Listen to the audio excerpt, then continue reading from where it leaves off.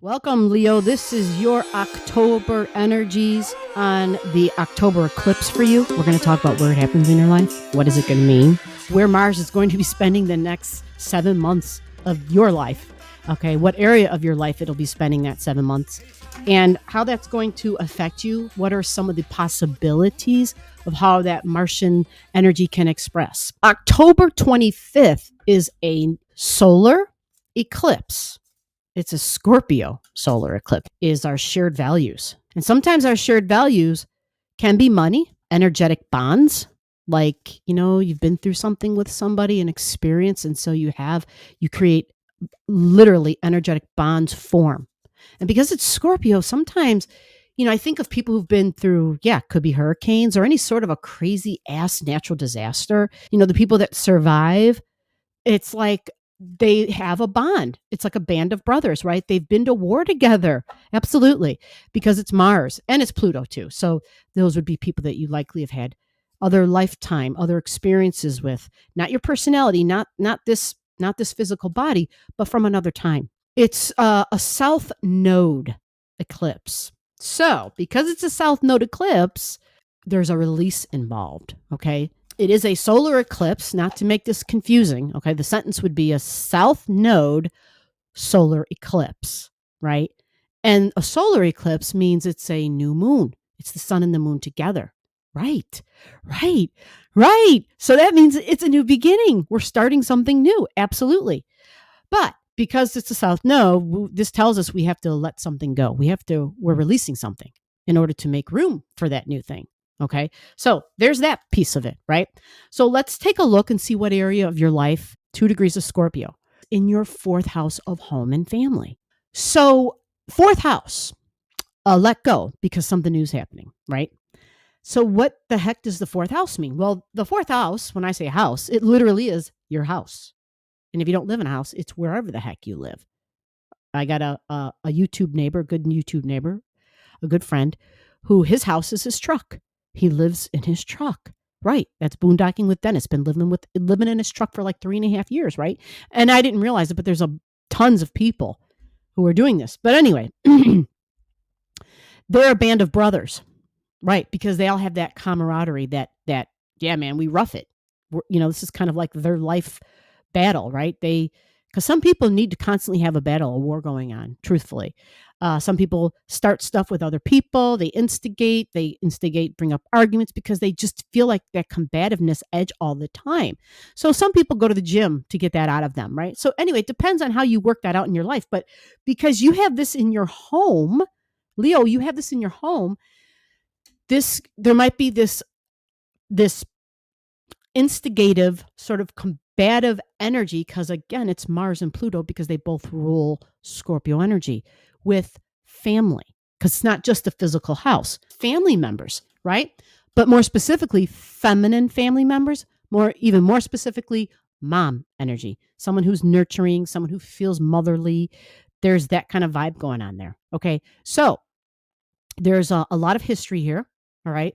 And so this means there can be a lot of emotional wounds as well, because that is also Scorpio energy. So this is a time to start releasing. I need water. Hold on. Time of opportunity to release those wounds, to release whether there's anger, there's energetic bonds, there's stuff from the past, right?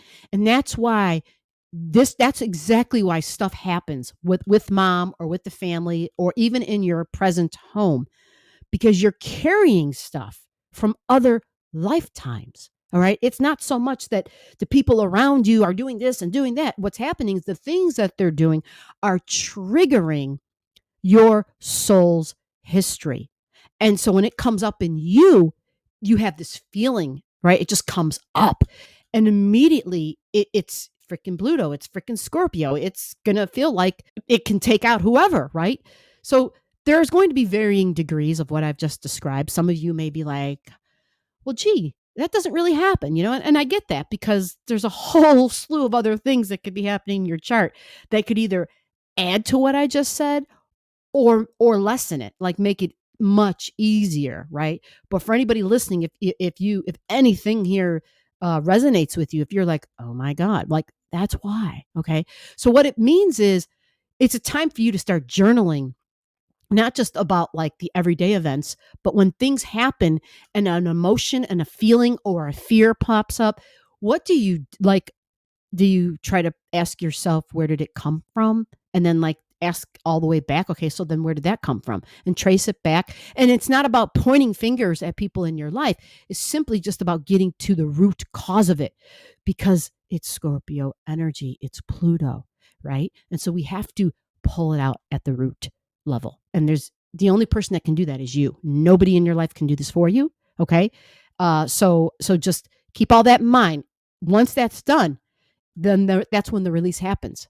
Okay. Once that awareness comes about to all that crap, whatever the hell it was, whatever it's connected to, you'll then be able to release it. And then you make room for new people in your life. You'll have like new, maybe create new soul contracts with people, because it's Scorpio energy. So it's contracts, soul contracts, but it's also contracts in general. Okay. It's also like insurance money and taxes. Yeah, it's Scorpio energy. And I don't normally hear insurance money and taxes, but for everybody's reading, insurance money and taxes has been coming up. So when I say release, maybe there's a little bit of a tax money situation that's going to happen. You know, there might be some of that you got to come up off of, because it's Scorpio. It's just what it is. All right. Now, let's pull your card. Again, if there's something I've talked about that you're confused, or I didn't make clear, or I confused you, which is really, yeah, I have it. My mind just tends to go super fast sometimes. And so I apologize. Just comment below and ask me, right? If you don't have your own chart and you want it, or you want clarity on what I'm talking about, because you have your chart, yet you're not really sure like where the hell this 2 degrees is, just comment to me and I'll find out for you. I'm hearing to take the card right off the top. Just so you know, I shuffled them a whole bunch before each reading. They get tossed around a lot. So here's your card. I love it. I love it, love it, love it. It's angel wings, right? So it's there to provide, whether it's protection, healing waters, right? You see the water, so there is feminine energy involved. We have this beautiful feminine angel, but it's Neptune in Pisces for you. I'm super thrilled by this because of the hope, the rainbow, the rainbow. Remember, Pisces can surrender. Pisces understands the unity, right? The unity and the optimism and the positivity at the back of all things. It can be there to test one's ability to think and see clearly, right? But with the rainbow, it's saying be hopeful. Be hopeful. Okay. And because it's Scorpio in the 4th house, it is also screaming out, there may be moments where you need to just accept and surrender. Absolutely. Because it'll get you a long way. It'll help you with the releasing process, and it'll bring opportunities, right? And you've got this beautiful support. Woo! The angelic realm. I love this for you. I love it. Think about that angel opening those wings all the way up, and the wings are so huge. They completely wrap around your body. They completely wrap around your home. This is so lovely. This is, don't give up. Okay. There's hope, and there's some, possibly a reward at the end of that rainbow even. So let's talk about your Mars energy. If you haven't seen all the videos that I have for the Mars, go check them out, right? There's like a 3 or 4 part series. I'm not sure if I have the 4th part out yet, but for Leo, your Mars energy is in your 11th house. So this is your friendships. This is your group energy. Like, what groups do you belong to? Are you going to be joining any groups? It looks like it, or you're going to be becoming a group because your body is now in group energy. Yeah, interesting. Adding to your friends. Yes. Who are your friends? Now, because it's the 11th house, this is online energy. All right. It's online. It's social causes. Social causes. Yep. Got to mix this up for the Mars card. It's science. It's medicine. Absolutely. It is like thinking outside of the box. It's unconventional. So taking action, doing something new and exciting. What I will add to this, okay, is that when you have Mars in the 11th house, okay, the 11th house in general speeds things up, okay, because it wants new, it wants exciting.